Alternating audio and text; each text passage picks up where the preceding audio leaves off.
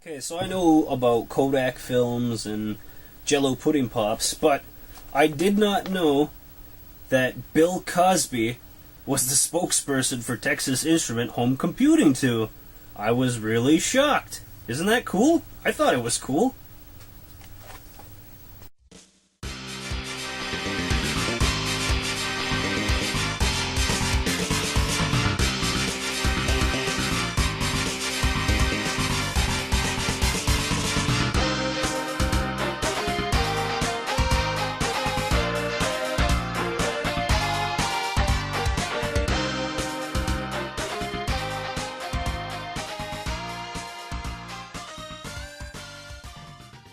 Okay, we just got to the St. Eustache flea market. Today I'm going to try and find a bunch of games because we haven't been here in 7 weeks. What are you looking for, baby? Bagels. Bagels? Okay, baby's looking for bagels. So we finally get back to the flea market. I find Batman.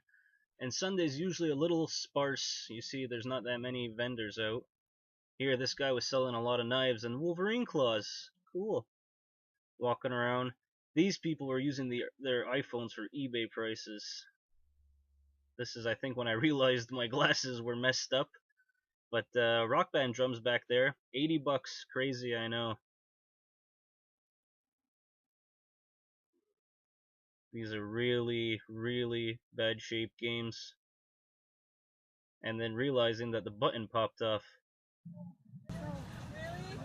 No. Really?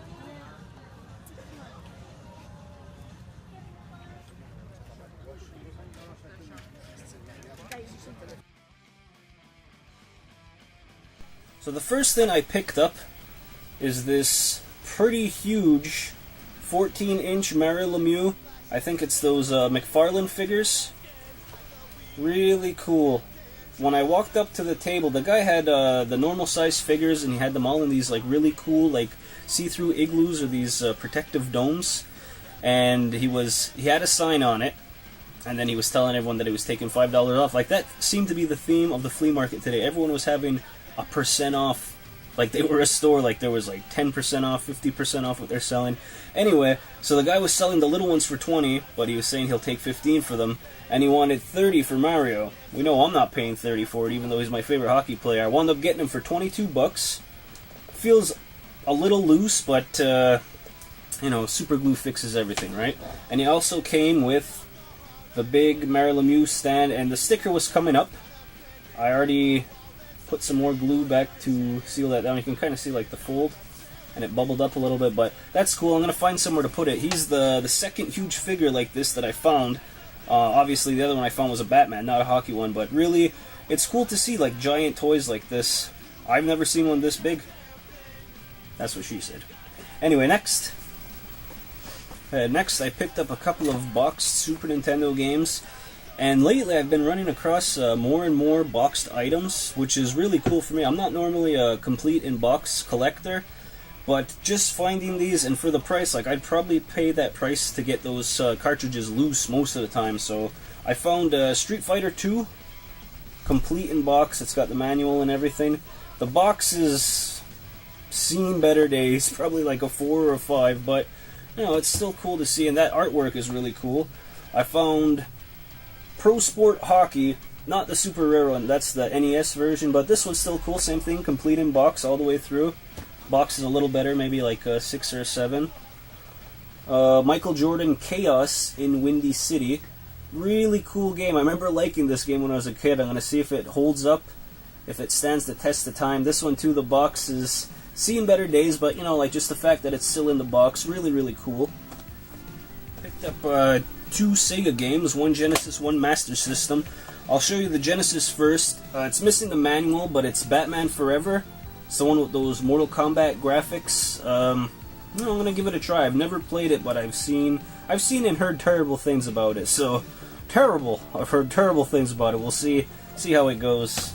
And also for $5 as well. Really happy to have this game. Like, aside from the Mario Lemieux, might be the pickup of the day for me personally, like not value-wise, just something I want to have back in my collection. I had this as a child, don't know where it went, but glad to have it back. It's Double Dragon on the Master System, and this is for 1 or 2 players. So that's something that it had over the Nintendo version. Really, like, I'm gonna be playing as soon. I'm not even editing tonight.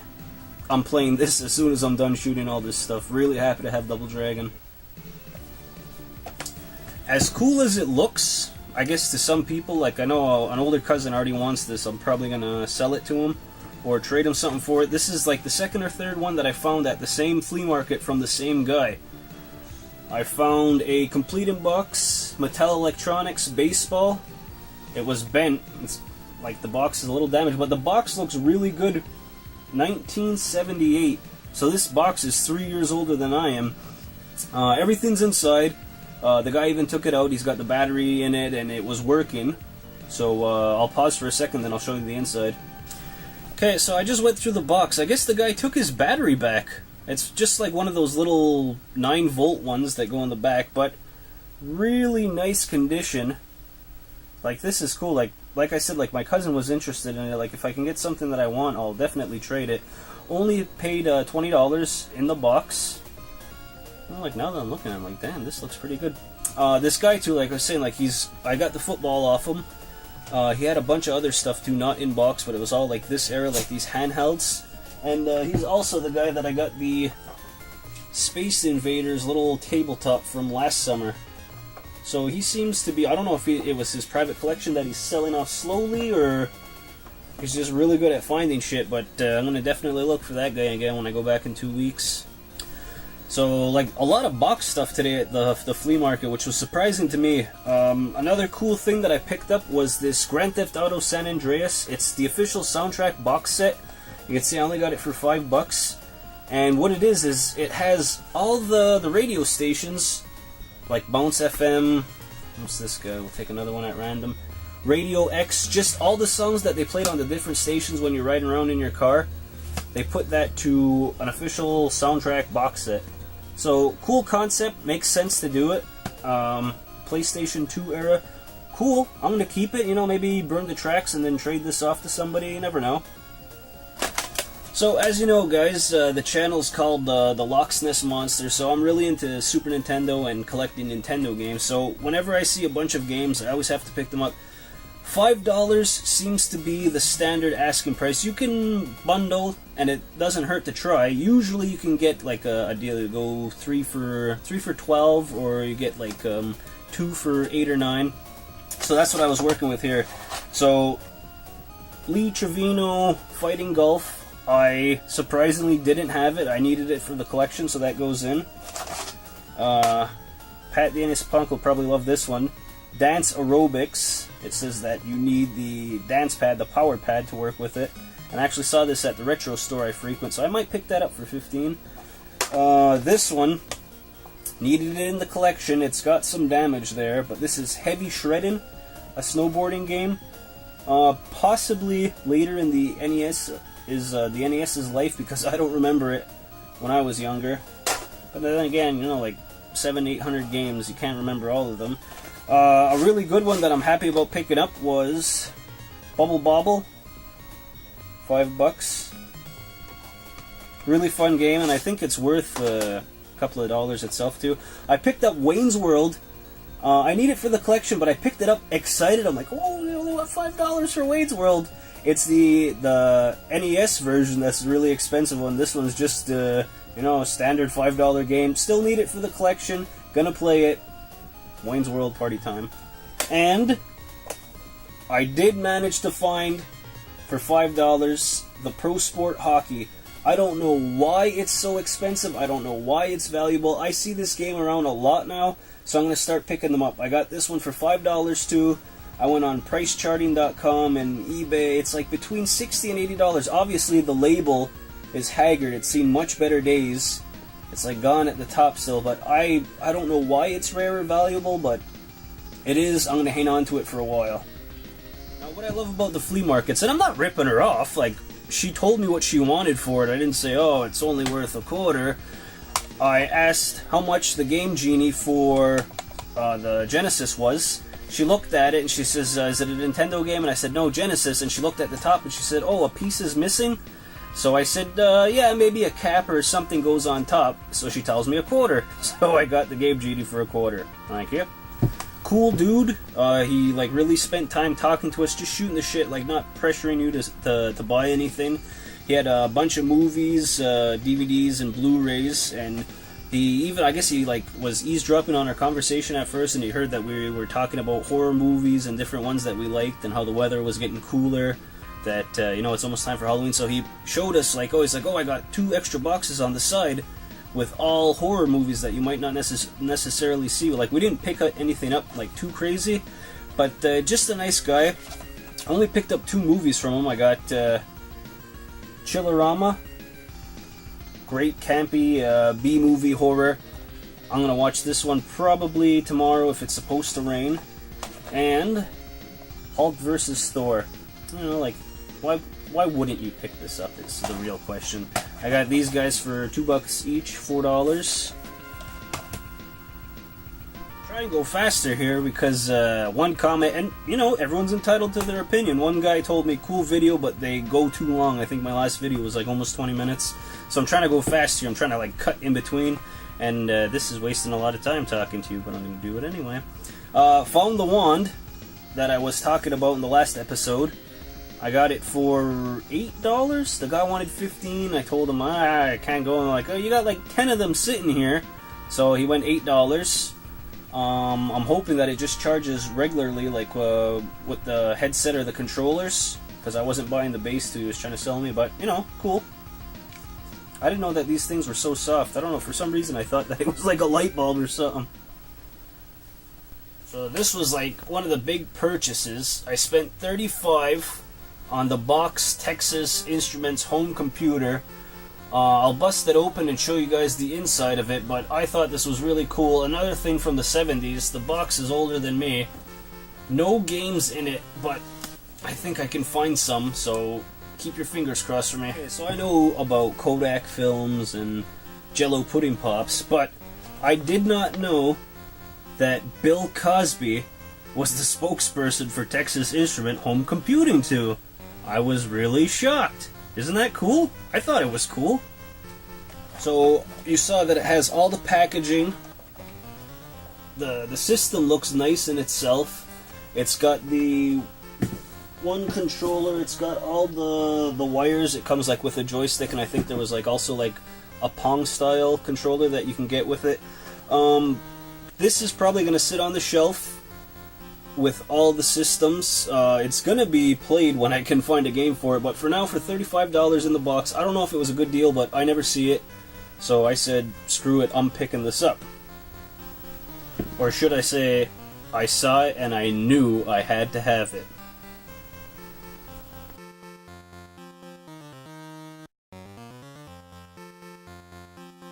So, like you saw, like some of those box things were pretty good deals, and I don't know, they were willing to work with me. Like, these are what you would call resellers, and they weren't real hard-ons about it. Like, they knew, you know, like, I guess they had a number what they paid for it, so they still made a couple of bucks, and they were willing to work.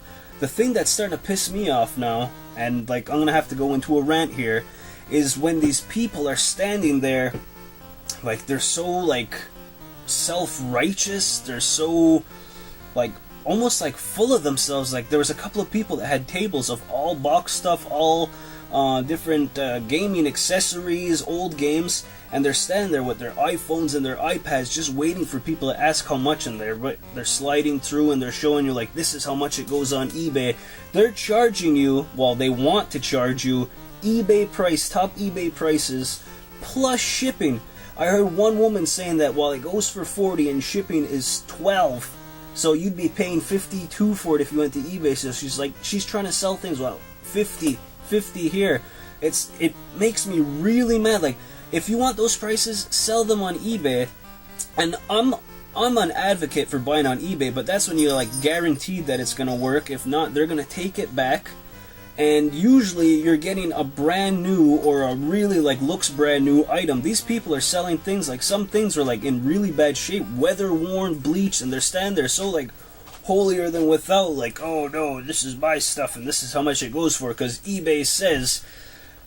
People like that drive me nuts. Like, I'm almost siding with regular resellers now because this new hybrid of jackass reseller like somebody that just stumbled upon their old stuff or something that they realize is worth money. Like, it's getting crazy now where people, like, there's at least one booth in every row that we're walking up and down where there was somebody dressed like they shouldn't have been there, like almost like business suits, stand there with their phone.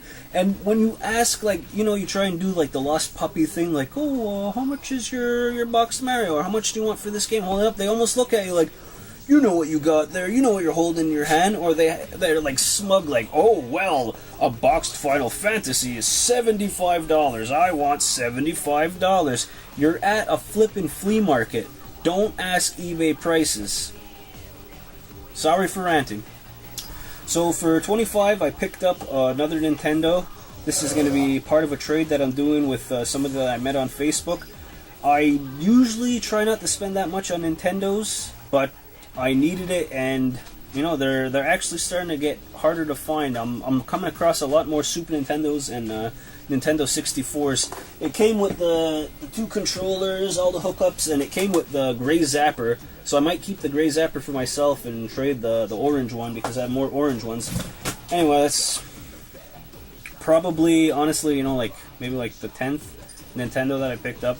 But you know, I do trade them, I do sell them.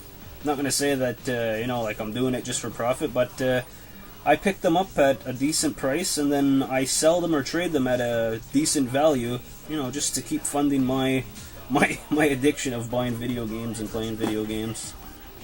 Okay, so the last of the stuff that I picked up, this is from Micro Game that I like to frequent.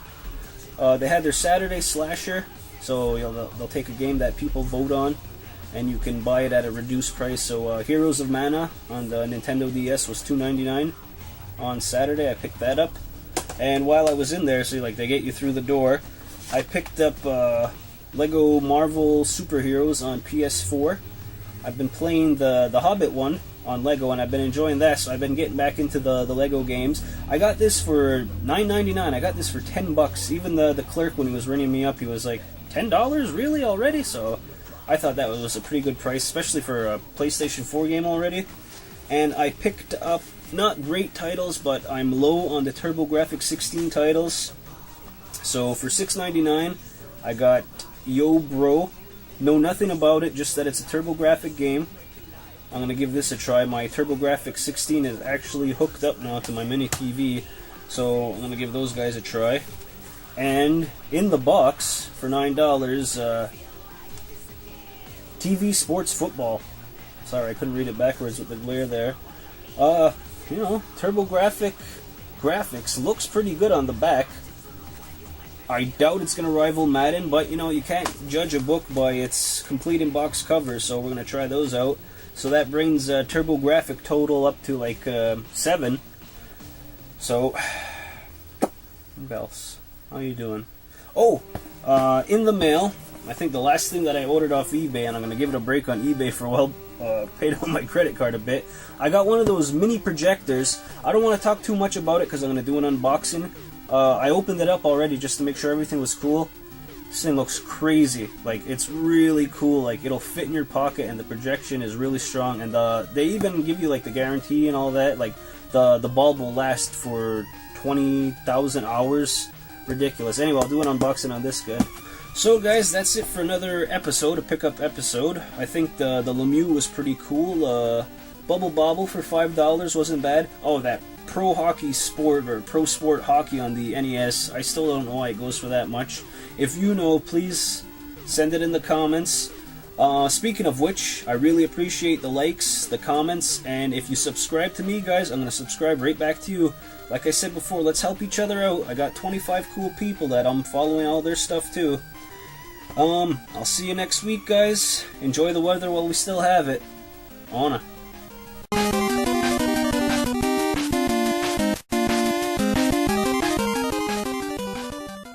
Why are you mad? Tell me why you're mad. You're mad because you can't get by the wall of games? Who? What happened? Why?